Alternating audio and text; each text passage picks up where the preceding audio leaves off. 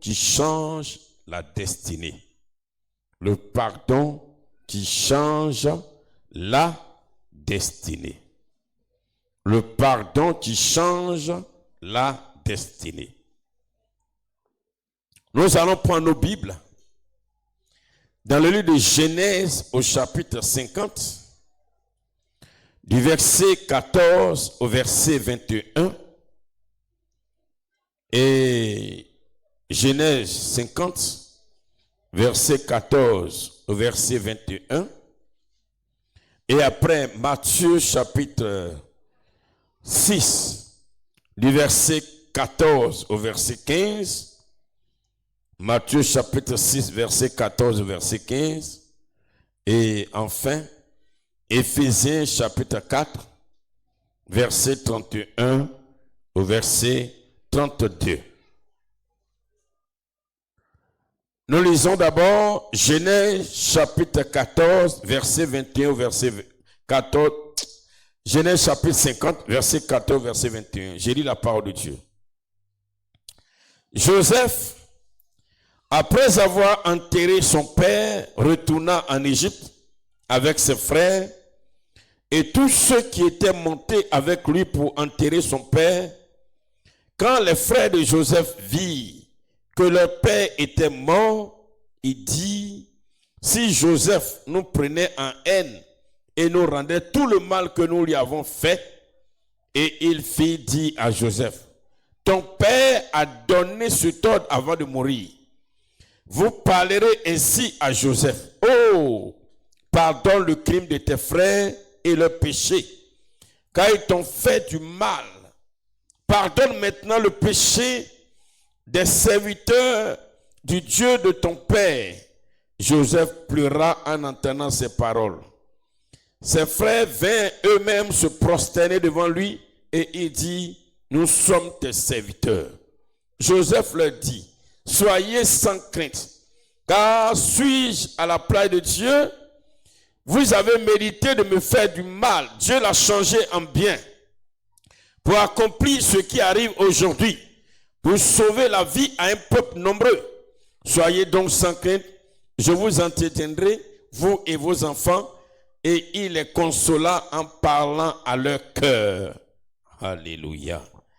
Matthieu chapitre 6, verset 14 au verset 15.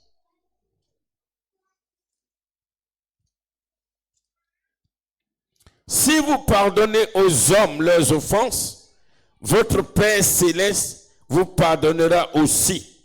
Mais si vous ne pardonnez pas aux hommes, votre Père ne vous pardonnera pas non plus vos offenses.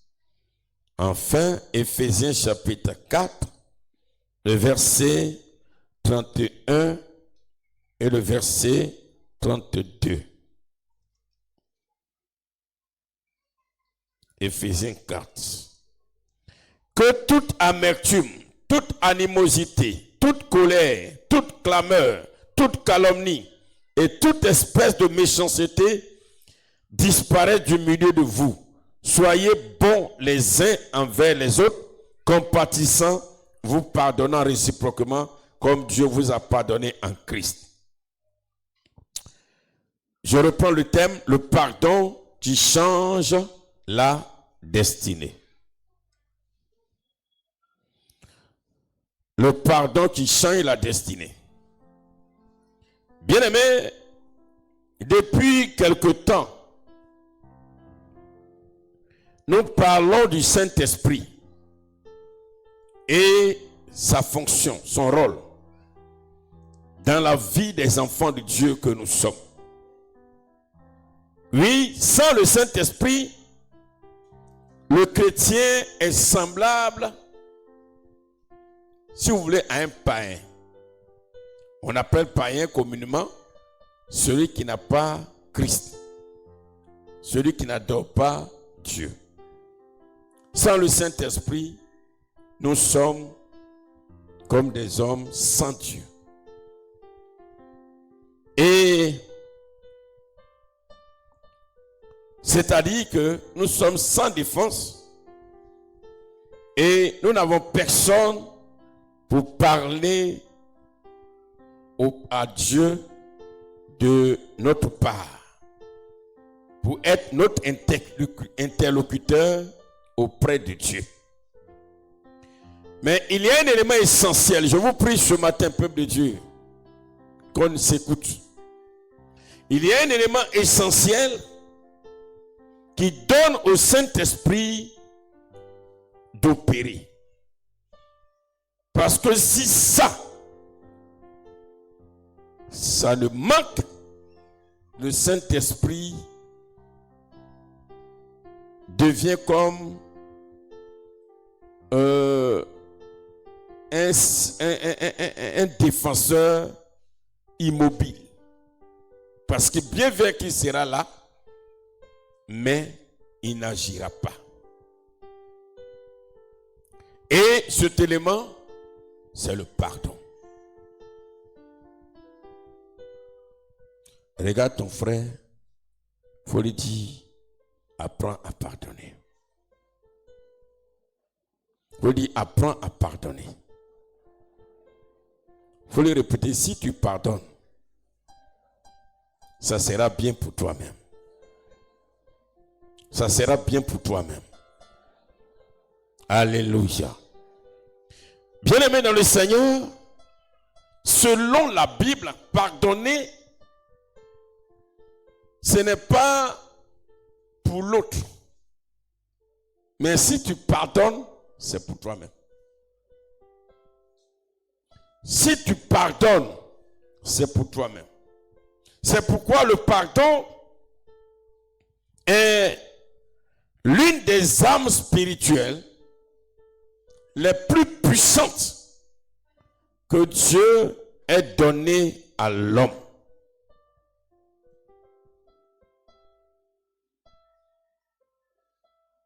Écoutons bien. Si nous avons quitté le monde, que nous avons embrassé Christ, c'est pour suivre sa parole. Si on ne veut pas suivre la parole de Christ, c'est préférable qu'on retourne dans le monde.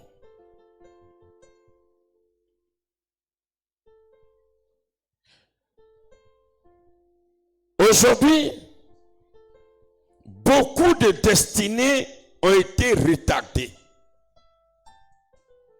Beaucoup de prières que nous avons adressées et que nous adressons à Dieu restent sans réponse.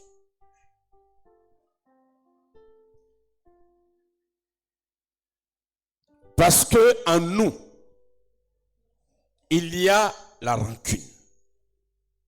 Il y a l'amertume. Il y a le refus de pardonner.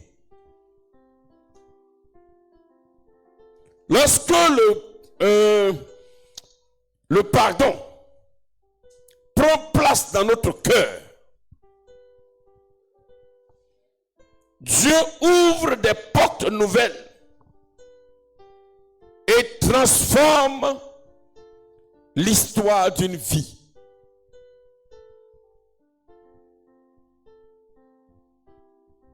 Peuple de Dieu,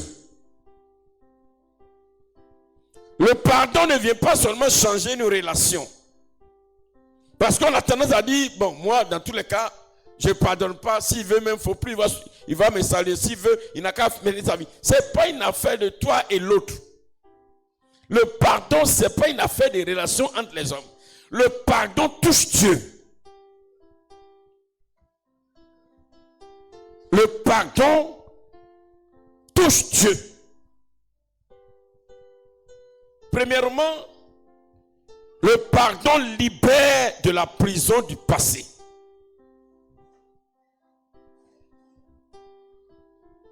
La première histoire que nous avons lue dans le livre de Genèse parle de Joseph. La Bible nous fait comprendre qu'il y a un homme qui s'appelait Jacob, qui avait 12 fils.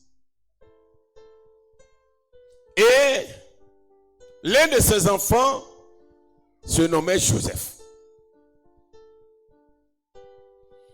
Joseph Et un dernier qui va naître plus tard, après Joseph, du nom de Benjamin, avait la même mère. Et leur maman s'appelait Rachel. Bien-aimé dans le Seigneur, Jacob aimait beaucoup Joseph. Ce qui n'est pas mauvais en soi, parce qu'un père, une mère, dans tous les cas, parmi tous tes enfants, il y a un particulièrement que tu vas beaucoup apprécier. Ce n'est pas un péché, c'est humain, c'est normal. Et Joseph sera haï de ses autres frères. Je ne parle pas de Benjamin. Et la Bible nous enseigne que ses frères jaloux de leur frère Joseph, qui était le dernier quand l'histoire se passait, parce que Benjamin n'était pas encore né, ils vont vouloir tuer Joseph. Alors que leur père les a envoyés faire paître, envoyer les animaux pour aller brouter, et que quelques jours après, Joseph aussi a été envoyé pour aller prendre de leurs nouvelles, ils vont attraper leur frère du sang, le jeter dans un puits très profond. Mais la grâce de Dieu étant sur l'enfant, il ne va pas mourir. Ils vont le retirer pour le vendre à des commerçants ismaélites qui partaient de là pour aller vendre en Égypte. Et Joseph se retrouve dans un pays qui n'est pas le sien et il devient esclave et a été vendu.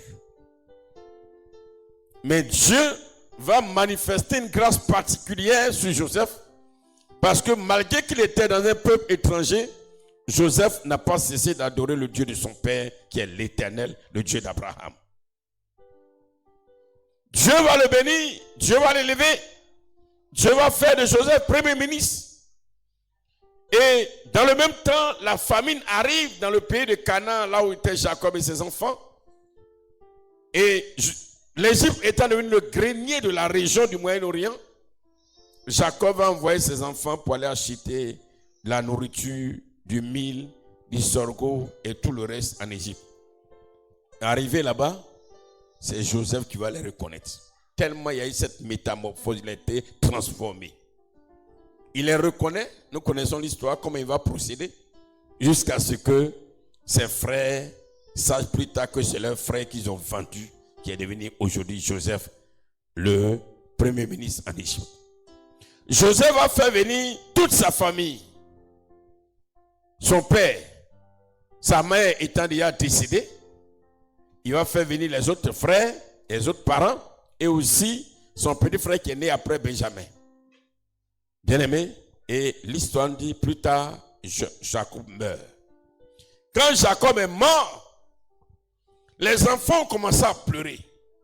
Ils ne pleuraient pas forcément pour la mort de leur père, mais ils pleuraient pour leurs conditions, ce que Joseph va leur faire.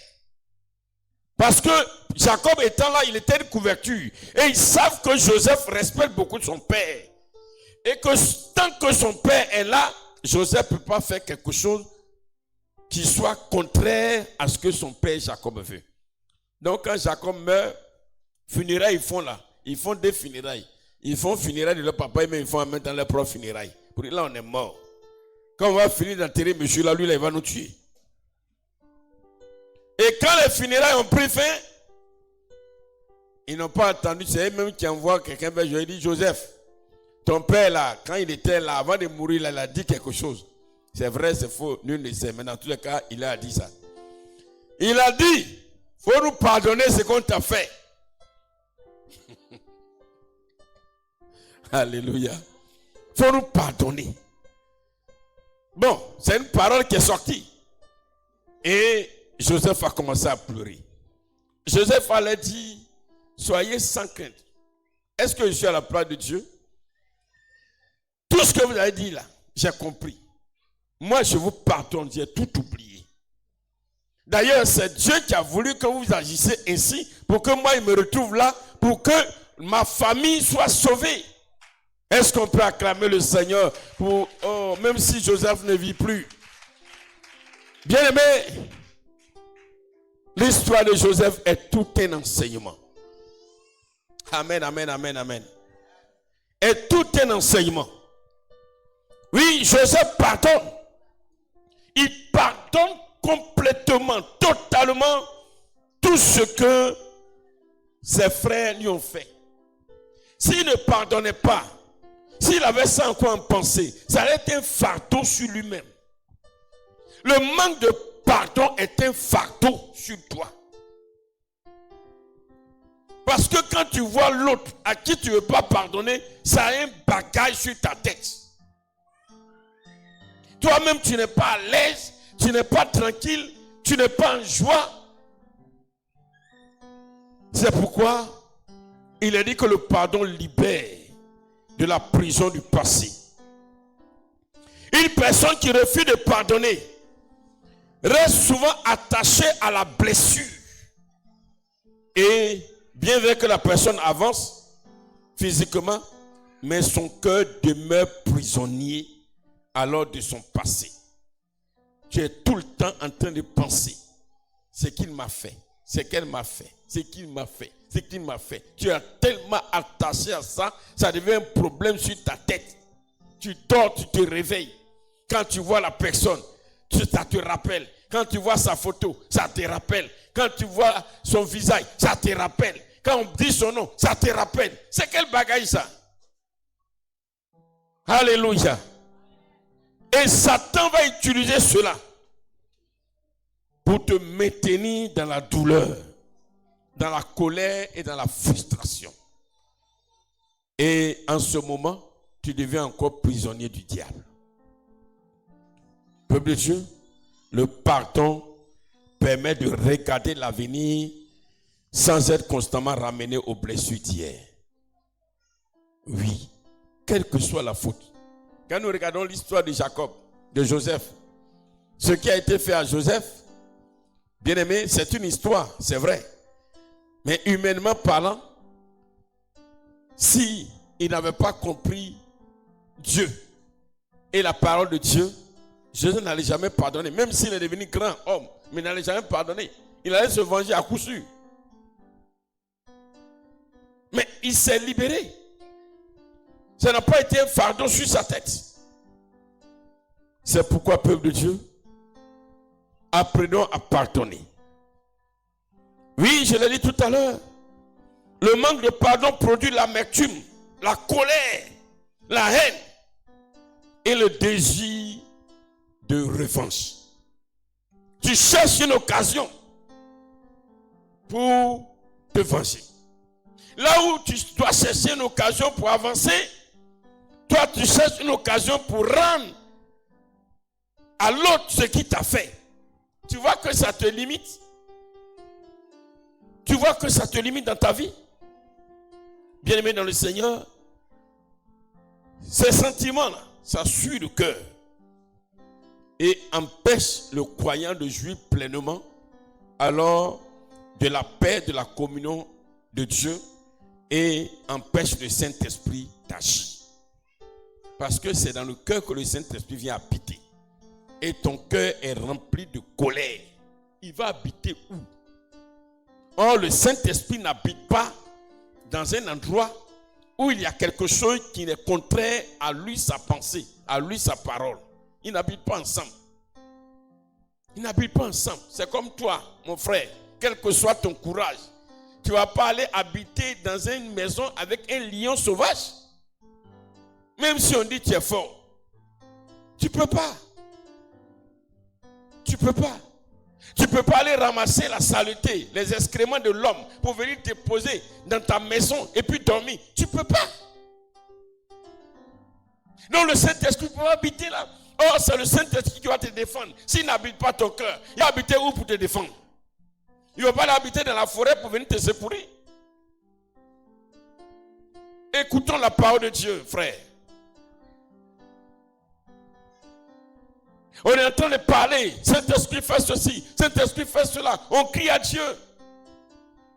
Mais donnons au Saint-Esprit d'habiter en nous. Le manque de pardon empêche le Saint-Esprit d'entrer en action. Alléluia. Et Jésus va insister sur le pardon. Est-ce que tu aimes Jésus? Est-ce que tu aimes vraiment Jésus?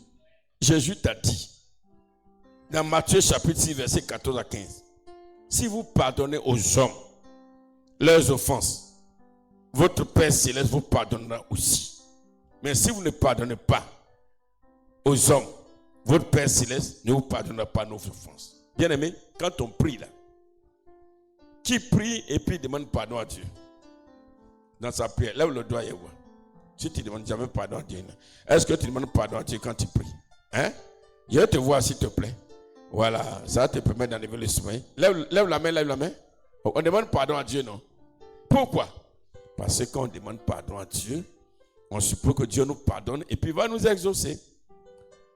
Maintenant, Dieu dit, si tu ne pardonnes pas, moi, je ne te pardonne pas.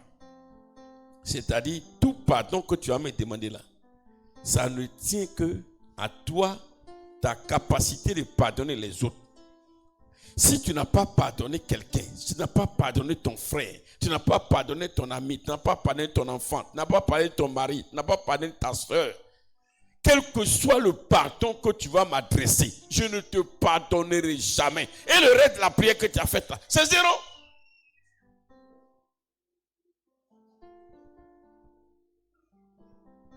C'est zéro. Non, ça veut dire que chaque jour là, quand tu pries là, tu sais que c'est zéro. Hein? Tu as prié cadeau. Parce que tu as refusé de te pardonner. Pour toi, tu es carré. Tu as la chose dans ta tête. Je ne pardonne pas. Mais il y a l'amertume. L'amertume quoi? C'est-à-dire, qu'est-ce que l'amertume? Ça y est encore dans ton cœur. Ça te fait mal. L'amertume, le mal que ça a provoqué en toi. Ça y est là encore. Et puis tu vas demander pardon à Dieu. Et puis après, tu vas confier tes enfants au Seigneur. Après, tu vas confier ton commerce au Seigneur. Tu vas confier tes activités au Seigneur. Tu vas confier ta santé au Seigneur. Il dit la première des choses là, je dois pardonner avant de t'exaucer. Je ne te pardonne pas. Donc, prière que tu as fait là, c'est zéro. Est-ce qu'on se suit? Est-ce que tu es là? Alléluia. Alléluia. Bien, mais écoutons la parole de Dieu et mettons la parole de Dieu en pratique. Celui qui pardonne ressemble à Christ. Celui qui aime malgré les offenses ressemble à Christ. Celui qui bénit malgré le mal qu'on lui a fait ressemble à Christ. Et regardez ce qui a été fait à Jésus-Christ de Nazareth. Qu'est-ce que Jésus a fait comme mal? Rien. Il est venu seulement accomplir la mission de notre Père. C'est une mission qu'il est venu accomplir. Et pour cette mission, on l'a attrapé, on l'a frappé, on l'a blessé, on l'a suspendu au poteau de la croix. On lui a fait subir toutes sortes de choses. Père, ce qu'ils sont en train de faire là, moi ça ne me dit rien parce que je suis en train de faire ton travail. Suivez-moi bien. Le travail que tu m'as donné de faire là, je suis en train de faire. S'ils ont fait ça là, ça me dit absolument rien. Le plus important, c'est de faire ton travail. Donc, il faut les pardonner. Il faut les pardonner. C'est pourquoi Joseph a pardonné. Et sa destinée s'est accomplie.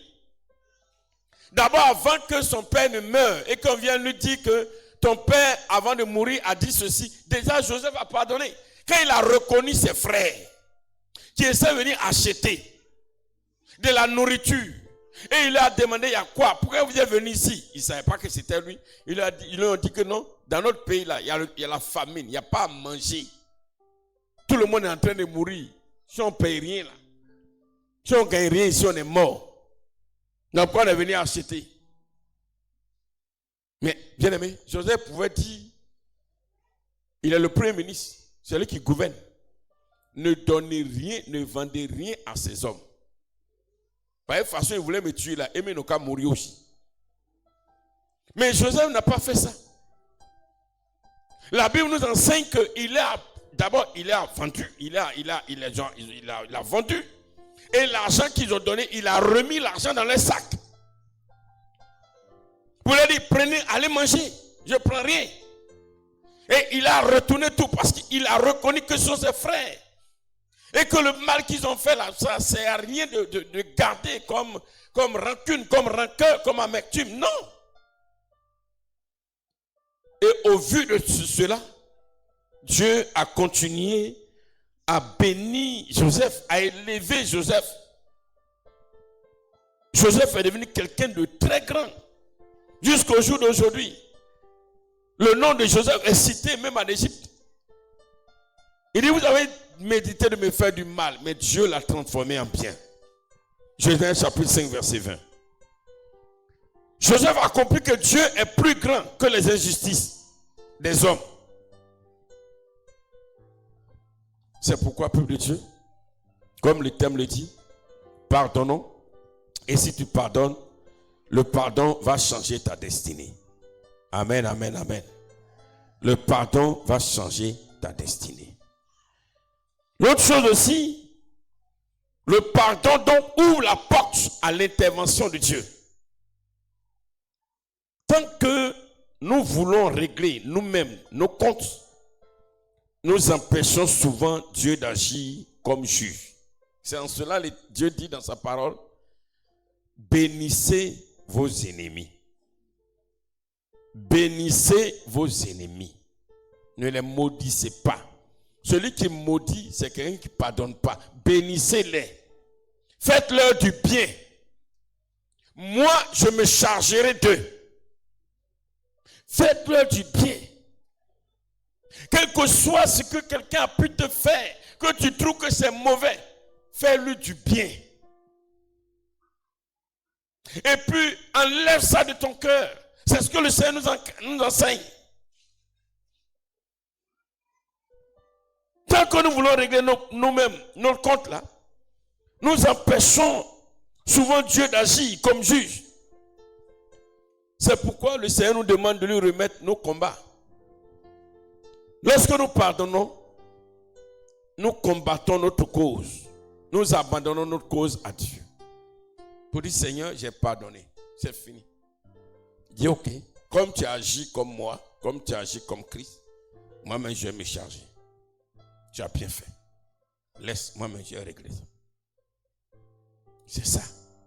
Deuxième chose, quand nous pardonnons, nous laissons Dieu alors rendre justice selon sa sagesse. Quand tu pardonnes, tu laisses. Lui, Dieu là, lui voit tout. Lui sait tout. Lui connaît tout. Rien n'échappe à Jésus. Rien n'échappe à Dieu. Rien. Il sait tout. Il sait tout. Et c'est lui qui va agir avec sa sagesse. Pour alors donner, pour te glorifier. Pour te rendre justice. Pour te rendre justice. Quand nous pardonnons, nous nous rendons disponibles pour l'œuvre du Saint-Esprit. Celui qui pardonne dit ainsi au Saint-Esprit, je n'ai rien gardé dans mon cœur, viens, assieds-toi et agis en ma faveur. C'est pourquoi le pardon est le point de départ d'une nouvelle saison. Si tu pardonnes, ta vie nouvelle va commencer. Amen, amen, amen, amen. Et Jésus nous a montré le chemin du pardon en 4. Sur la croix, alors qu'il était justement condamné, Jésus prie, Père, Père, pardonne-leur car ils ne savent pas ce qu'ils font. C'est pourquoi même au milieu de la souffrance, Jésus a choisi le pardon. Le pardon est un élément très important pour que le Seigneur puisse opérer, agir dans notre vie. Le pardon de Jésus a transformé l'instrument de mort qu'était la croix en instrument de salut de l'homme. Bien-aimé, ton pardon sauve des vies. Ça sauve ta propre famille. Le pardon, ça sauve ta propre famille. Parce que quand tu pardonnes, le Saint-Esprit vient pour combattre pour tes enfants.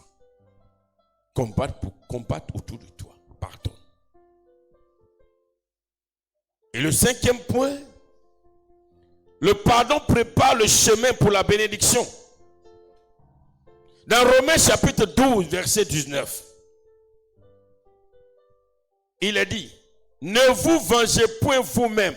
Romains 5, 12, verset 19. Romains 12, verset 19. Ne vous vengez point vous-même, bien-aimés, mais laissez agir la colère de Dieu, car il est écrit, à moi la vengeance, à moi la rétribution, dit le Seigneur. Le pardon n'est pas un signe de faiblesse. Ce n'est pas parce que tu es faible que tu pardonnes, que tu laisses tomber. Et que tu ne mimiques pas, tu n'en parles même pas à quelqu'un. Non. Vous savez, dès que tu dis, moi j'ai pardonné, j'ai laissé tomber, et puis tu sors, tu parles à une personne, deux personnes, ça veut dire que tu n'as pas pardonné. Non, c'est fini. Le pardon, fini. On a fini de régler, fini.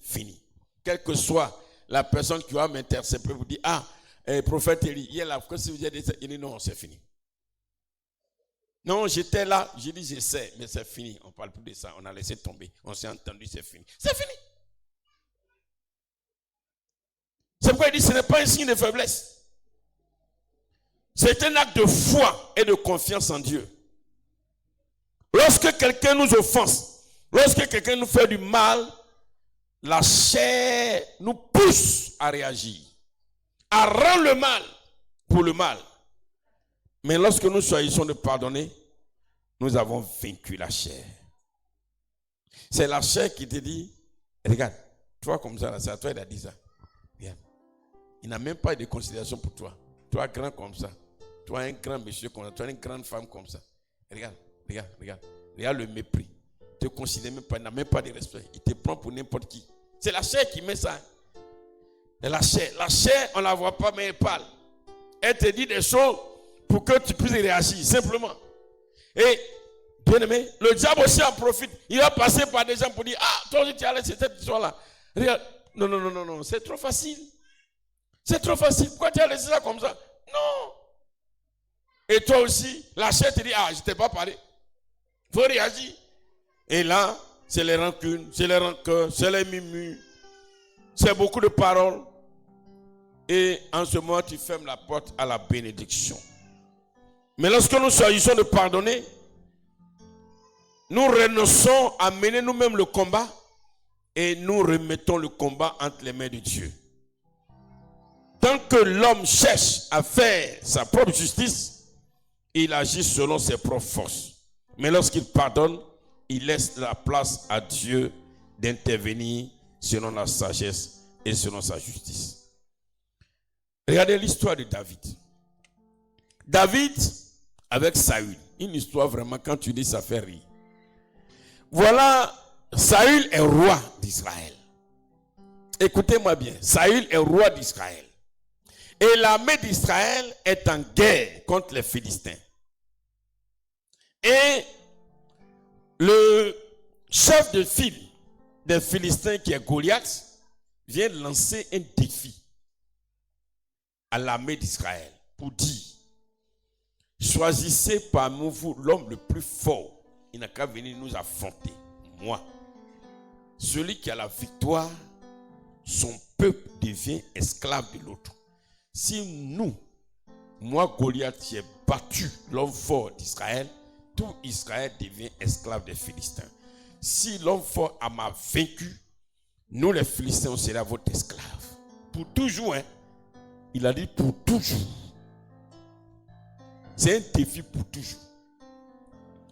Et Goliath vient, il lance le défi 1 jour, 2 jours, 3 jours, il n'y a personne pour relever. Parce que quand tu vois la taille même de l'homme, même tu fuis. Il fait 3 mètres de haut. Quelqu'un qui atteint le plafond là, et puis tu vois, c'est un être humain, quel que soit ton courage, mon ami, tu te cherches. Donc du coup, il y a 2 choses. C'est une humiliation pour Saül. C'est une humiliation pour lui. Et aussi, son peuple sera esclave. Et c'est là qu'intervient David. David vient par la foi en l'Éternel. Il vient combattre Goliath. Et Goliath tombe. Goliath est mort. À partir de ce jour, tous les Philistins deviennent esclaves des Israélites. Toi, le roi, là, qu'est-ce que tu as fait? C'est toi-même qui as soulevé même David pour dire, mon petit, merci. Tu as lavé mon honneur. C'est ce que Saül devait faire. Malheureusement, la population a commencé à chanter. Et à chanter le nom de David. pour dire David est grand, David est fort. Le roi Saül a tué 1000, David a tué 10 000. Alors, Saül devient jaloux. Et encore, Saül a dit que celui qui tue Goliath, je lui donne ma fille en mariage. Et c'est ce qui va se faire. David devient le gendre de Saül. Il marie la fille de Saül. Mais comme la population a commencé à chanter cinq chansons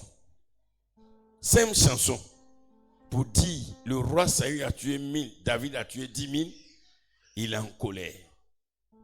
Et il cherche à tuer David. C'est là que leur guerre va commencer. Il va monter un coup pour chercher à tuer son gendre. Il va rater. Il va poursuivre David. David n'a plus la paix. David n'a plus de maison. David ne sait plus où dormir. Parce qu'il sait que s'il va dormir dans une maison, le roi va envoyer des gens pour le tuer. David dort en brousse. Avec ces gens qui le suivent. David court, il est en brousse maintenant. Et étant en brousse, il n'a plus de maison. Voilà qu'un jour, dans leur course-poursuite, le roi Saül, il y a une grotte. David est allé se cacher là-bas. C'est un trou, comme il y avait beaucoup de montagnes, un grand trou. Là, quelque part, David était allé se cacher là-bas. Et puis voici le roi Saül qui rentre dans la grotte pour aller se soulager. Il ne sait pas que David est là-bas. Si c'est toi, tu as fait quoi? Hein? Il enlève son habit, il se met. Pas ça pour montrer que David, il n'a pas d'arme. Quand tu vas te soulager, tu n'as pas attrapé fusil. Il a déposé son épée, il a enlevé son habit, son gros boubou de roi. Il s'est déshabillé, il a tout déposé habillé là. Et puis il s'est accroupi quelque part. Et puis il s'est accroupi juste là où il était. David est derrière lui. Madame Pagui, Thierry là. Quelqu'un qui te poursuit depuis, tu ne peux pas dormir. Il est derrière toi. Tous les matins, tu n'as rien fait. Et puis, voilà, il est devant toi. Toi, il est devant toi. Toi, tu es derrière lui. Et toi, tu as ton épée. Il est en bas de toi. Hein? Elle rit seulement. Elle répond pas. Tu vas répondre dans un micro. Dans un micro. Aujourd'hui, moi, elle va parler un peu de paix. Elle ne parle jamais à l'église. Et Madame Pagui va parler un peu. Son mari sourit en congolais. Oui. Je vais le tuer. Ah. Mais elle a dit ce que tu allais faire aussi. Combien? Combien tu n'as pas fait ça? Hein? Mais ça là, c'est le premier réflexe. La première réaction que tu vas avoir enfin. Je vais finir avec lui en même temps. Mais qu'est-ce que David a fait? Dans 1 Samuel chapitre 24 verset 6, David dit, loin de moi cette pensée, ce n'est pas à moi de tuer un tel homme.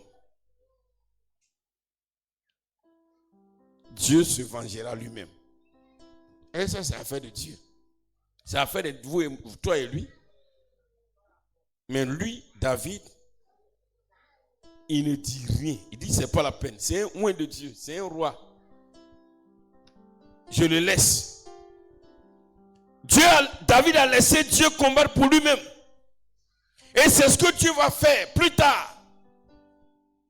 Dieu va occasionner la mort de Saül de manière, vraiment, une manière très vilaine.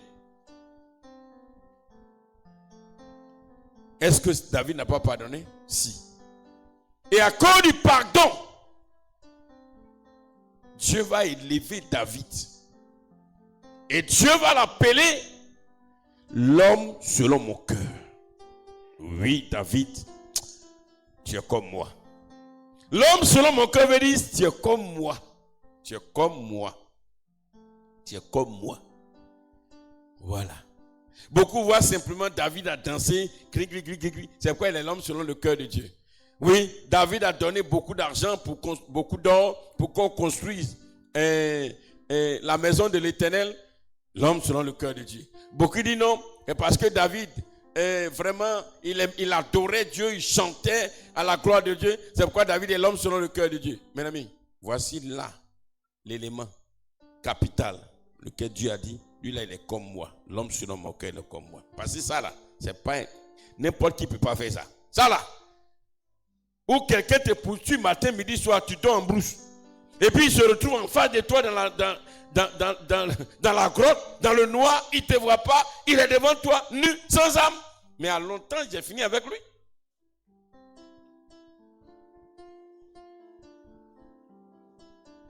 Peuple de Dieu, arrêtons la colère. Arrêtons de vouloir nous venger. Arrêtons tout.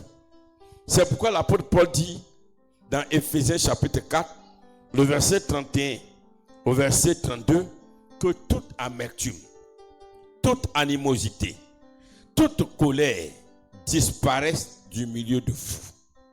Du milieu de vous veut dire entre vous-même, entre vous, Éphésiens, entre vous, qu'il n'y ait pas de colère, qu'il n'y ait pas d'animosité.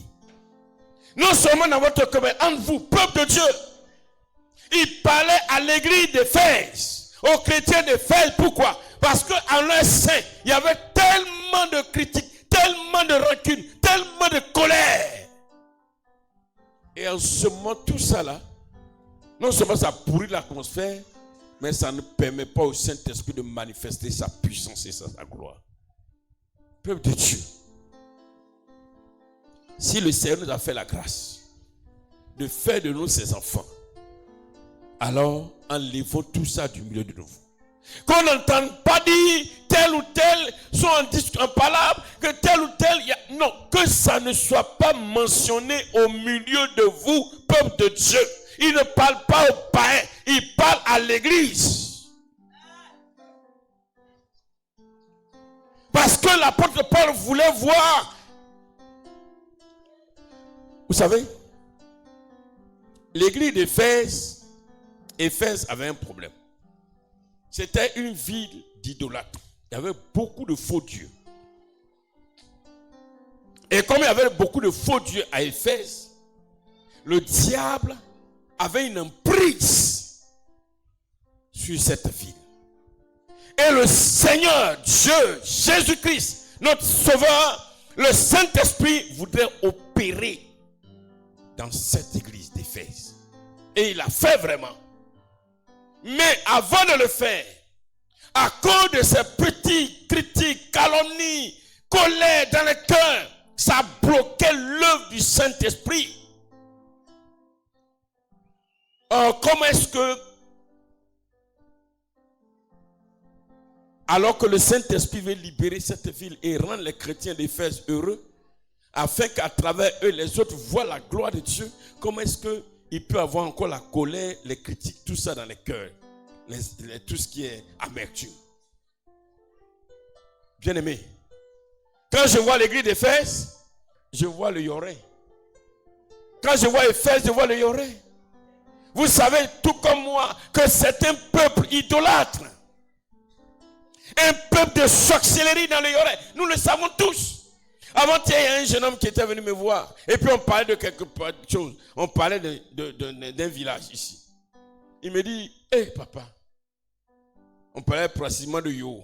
Il dit, aujourd'hui là, toutes les jeunes filles sont des sorcières. J'ai dit, mais comment tu sais ça? Il dit, non, tout le monde sait, tout le monde est dans la sorcellerie. Ce n'est pas une affaire seulement de Yo, c'est une affaire de tout le Yoré. Le Saint-Esprit, par notre colère, par notre manque de pardon, ça empêche le Saint-Esprit d'opérer la délivrance du peuple, d'opérer la délivrance des âmes. Alléluia. Alléluia. Le Seigneur nous regarde. Le Seigneur nous regarde. La Bible dit que là où 2 ou 3 sont assemblés, sont unis, ils ont le même esprit et ils prient, le Saint-Esprit agit. Mais vous n'avez pas le même esprit. Il y a des rancunes dans vos cœurs. Comment le Saint-Esprit va agir? Comment? Aujourd'hui, les hommes, les femmes, les enfants. C'est en cela que le Seigneur nous dit, soyez comme les enfants. Les enfants, ils vont faire leurs palabres. Il n'y a pas de vrais enfants, ils ne parlent pas des enfants sorciers. Les vrais enfants, là, ils vont faire leurs palabres demain. Aujourd'hui, ils ont oublié, ils sont en train de jouer ensemble. Mais c'est les enfants sorciers, là, quand ils font palabres, là, demain, ils vont te rendre. Il n'y a pas de vrais enfants qui ont les vrais, qui ont en eux vraiment l'esprit d'enfant. Que Dieu nous bénisse ce matin. Que Dieu nous bénisse ce matin. Le pardon purifie le cœur. Le pardon prépare un terrain favorable à l'action de Dieu. C'est vrai que le pardon n'efface pas forcément les souvenirs. Parce que souvent, nous sommes des hommes et notre mémoire retient beaucoup de choses. C'est-à-dire que ça peut être encore là, mais ne considère plus. Ne considère plus. Peuple de Dieu, beaucoup attendent que leur situation change. Beaucoup. C'est pourquoi nous venons à Christ.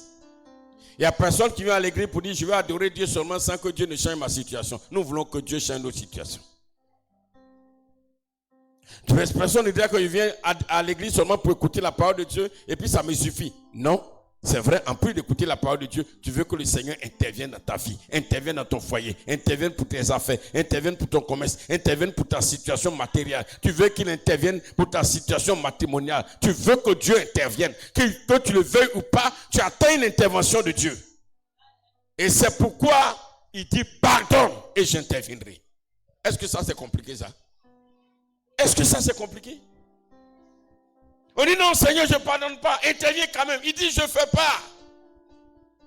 Et ça c'est la vérité peuple de Dieu. Tu ne pardonnes pas, Dieu n'interviendra jamais. Il n'y a pas de magie dans ça là. Non, jamais. Et tu vas empirer ta situation. Parce que quand l'adversité va venir, l'ennemi va se lever contre toi. Dieu ne va pas intervenir. Il n'intervient pas pour ceux qui refusent de pardonner. Si vraiment, là où tu es venu là, tu n'es pas venu à l'église en tant que spectateur.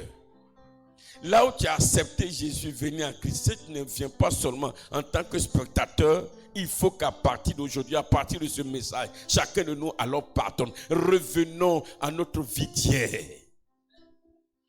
Alléluia. Alléluia.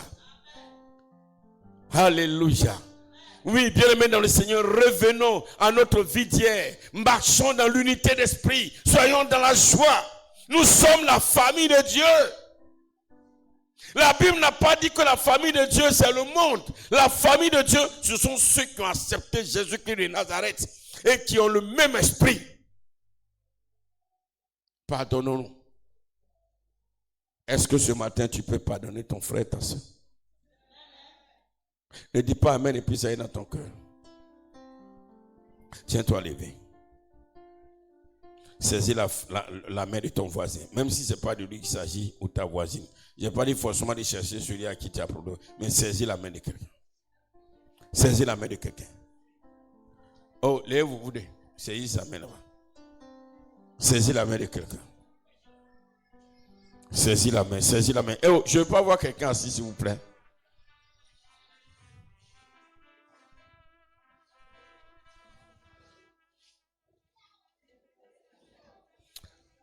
Tu vas prier pour toi. Il n'est pas dit pour toi. Prends quelqu'un à côté de toi. Il n'est pas dit pour toi. Non, non. Dédé. Il n'est pas dit trois alignés. Non, non. Comprenez-moi, je n'ai pas dit trois alignés. J'ai dit deux. Ou bien c'est, vous voulez qu'il parle en baoulé? Ou bien quoi? En lingana? Mais j'ai dit, cherche quelqu'un. Voilà encore ça. Cherche quelqu'un. Trouve quelqu'un. Il y a du beau monde. Vous les enfants, vous amenez dans le culte aussi aujourd'hui pour que vous compreniez la parole de Dieu. Lèvez-vous aussi.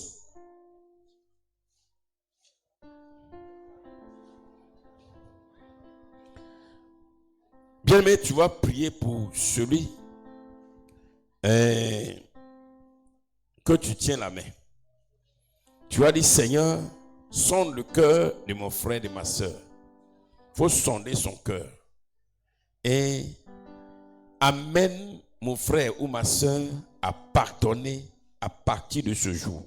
Prie pour celui que tu tiens la main, ou celle que tu tiens la main. Il faut prier pour lui. Il faut sonder son cœur. Sonde son cœur. Regarde dans son cœur. Toi qui nous suis, tu es avec ton fils. Attrape sa main. Tu es avec ta fille, tu es avec ta maman, tu es avec ton papa. Attrape sa main. Prie, prie, prie, prie. Sonde son cœur, regarde son cœur. Son cœur est triste. Son cœur n'est pas en joie parce qu'on lui a fait un mal, tu lui as fait un tort. Mais amène-le à pardonner, amène-le à pardonner aujourd'hui. Prie, prie, prie, élève la voix, élève la voix. Nous sommes les enfants de Dieu. Jésus.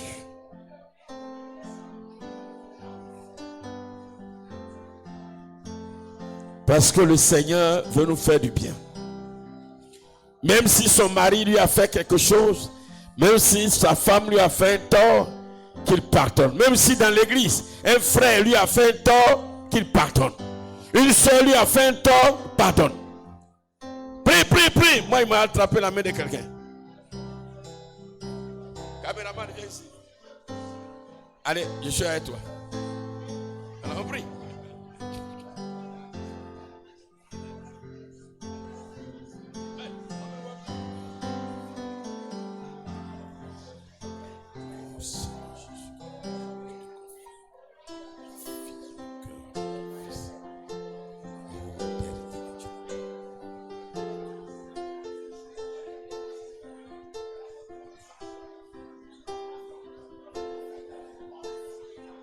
Prie, prie, prie, prie. Dis, Seigneur, que son cœur pardonne aujourd'hui. Qu'il oublie, qu'il pardonne tout.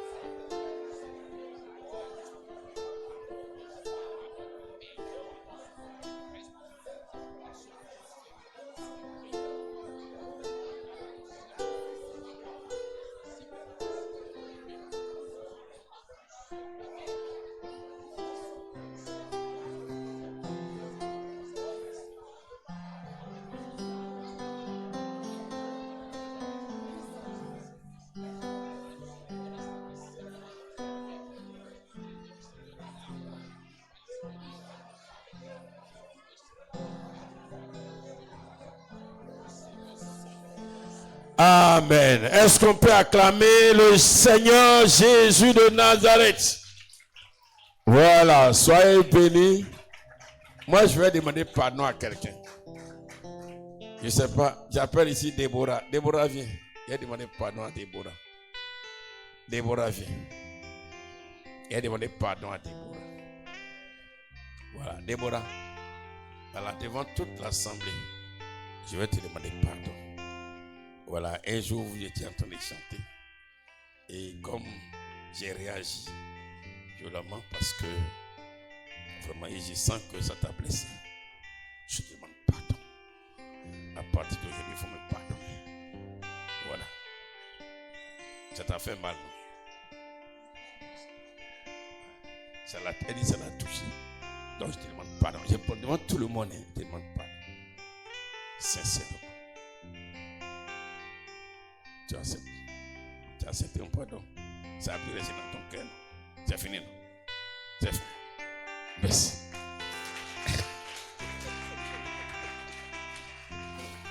Voilà. Comme Déborah dit c'est fini, on va donner le micro. Déborah va donner un cantique. Déborah, viens prendre le micro. Allez, le groupe musical venez, elle va donner un chant. Voilà, on se tient levé, le message est fini. Voilà, c'est un cantique pour Ah, attends. Laisse. Asseyez-vous. Il y a quelqu'un qui a levé son doigt aussi. Ça, vraiment. Oui, il faut venir. Victorine a levé la main. Arrête, mon petit, la musique.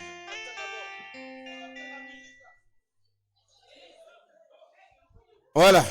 Ok. Victorine aussi a levé la main. Je vais la lever la main là-bas.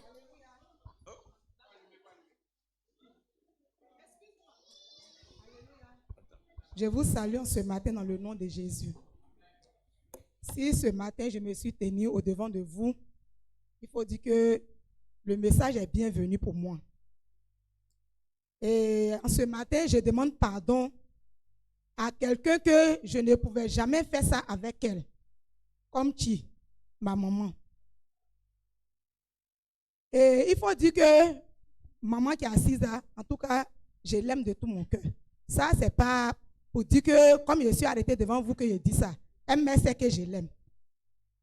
Mais on dit, quand tu marches, tant que tu n'arrêtes pas de marcher, tu ne cesserais jamais de lancer tes bras. Et il y a eu un jour, je lui dois. Et son crédit qui est sur moi, c'est beaucoup. Tout ce qui est porte pour venir ici, là, c'est pas parce que je paye ça cash, hein. C'est qu'elle me fait, pas tout le monde fait. Je lui dois même beaucoup d'argent. Et j'ai gardé mon an chez elle. Lui dit, ah, mon an que tu as là, il faut prendre ton crédit dedans. Ce n'est pas le calcul mais qui m'a fait tellement mal parce qu'elle est être humain, elle peut se tromper. Ainsi que moi aussi. Mais je ne sais pas qu'est-ce qui s'est passé. Le mot que ma maman m'a dit devant la sage-femme, là, vraiment, ça m'a fait mal. Ça m'a fait mal même. Juste quand je suis sortie en pleurs. Or, ça ne s'est jamais passé entre nous, elle et moi. On fait des choses, hein. Souvent, elle m'appelle, il y a quoi? Si tu te dis, il faut faire ça, il faut faire comme ça. Et puis, ça passe. Mais pour cette fois-ci, là, ça m'a tellement fait. Elle m'a donné 3 mots devant la dame. Ça m'a fait mal. Et quand je suis sortie, en tout cas, je suis fâchée contre maman. Je suis fâchée contre maman même. Jusqu'à présent, même là, je suis fâchée contre elle. Ça fait que même moment, mais je ne venais pas ici. Mais moi, quand je suis fâchée contre toi comme ça, là, en tout cas, où tu es là, je n'aime pas arriver là-bas. C'est ça, moi, je suis. Je ne venais pas ici même. Et ça a entraîné beaucoup de choses entre elle et moi. Aujourd'hui, elle a mes 2 enfants. Quel que soit, c'est elle qui s'occupe de mes enfants. Mes 2 enfants sont chez elle ici. Pourquoi te fâcher contre ta maman jusqu'à dépasser la limite? Donc aujourd'hui, c'est le jour de faire des mères. Les soeurs l'ont approché, ils lui ont fait habituellement comme ça, quand on dit faire des mères, je suis la première à venir la saluer. Mais je n'ai pas eu le courage. L'orgueil m'a envahi en plus encore. Je n'ai pas me lever pour m'approcher d'elle. Vraiment, maman, ce matin, je te demande pardon. Je te demande pardon ce matin. Je mon genou au devant de toi pour te demander pardon. En tout cas, tu es maman, quel que soit ce que je suis. On dit le couteau là, ça te blesse et puis tu reprends pour travailler avec ça. Je te pardonne. C'est comme c'est l'ennemi qui vient entre nous. Pardonne-moi ce matin. C'est mon pardon qui est là. Devant tout le monde, j'ai levé dans mon cœur. Est-ce qu'on peut acclamer le Seigneur Jésus? Mon pardon qui est là. Sois béni, prenez le micro. Que le Seigneur te bénisse. Que le Seigneur te bénisse abondamment. Voilà, sois béni, sois vraiment béni. Oui, viens donner ton cantique maintenant.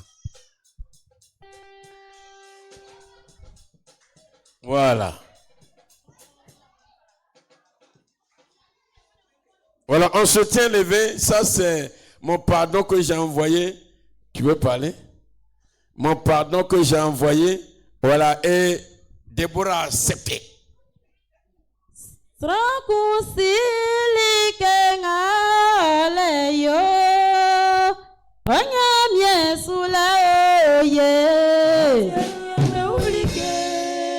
Voilà, le chant dit quoi? Allons-y, le chant veut dire quoi? Si c'est ce que tu as, ta manière de servir Dieu sera ta bénédiction. Amen. On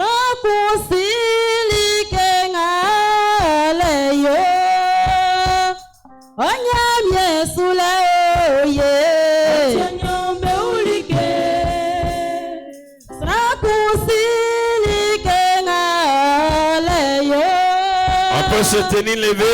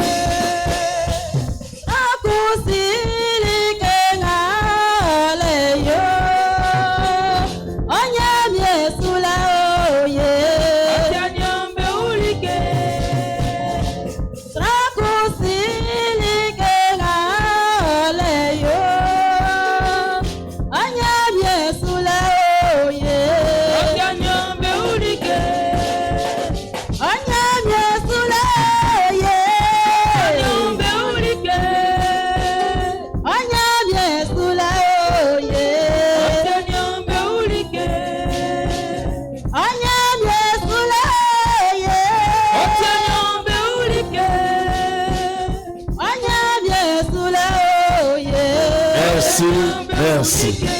Alors, j'appelle ici, comment il s'appelle? Voilà, vous deux. Non, c'est bon. Voilà, vous deux venez. J'ai prié pour vous. Déborah avec, voilà, venez.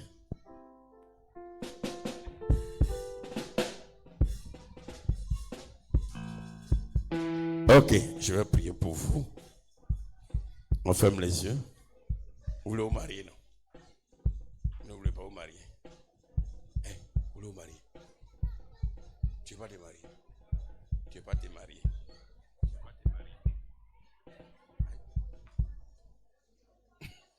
Je vais prier. Seigneur, notre Dieu et notre Père, celui qui pardonne, celle qui pardonne, devient semblable à toi. Et celui ou celle qui est semblable à toi, Seigneur, est béni, est élevé. Oh Seigneur mon Dieu, ce matin, je veux te confier tes enfants, Victorine et Déborah. Seigneur mon Dieu, Victorine, pour avoir demandé pardon à sa maman spirituelle, et aussi Déborah pour avoir accepté le pardon que je lui ai adressé ce matin. Je prie que, Seigneur, leur cœur soit totalement libéré et rempli de ta présence. Et qu'à travers cette grâce de la présence de Dieu dans le cœur, que tu exauces leurs prières, que tout ce que leur cœur cherche, tout ce qu'ils désirent, que tu leur accordes au nom de Jésus.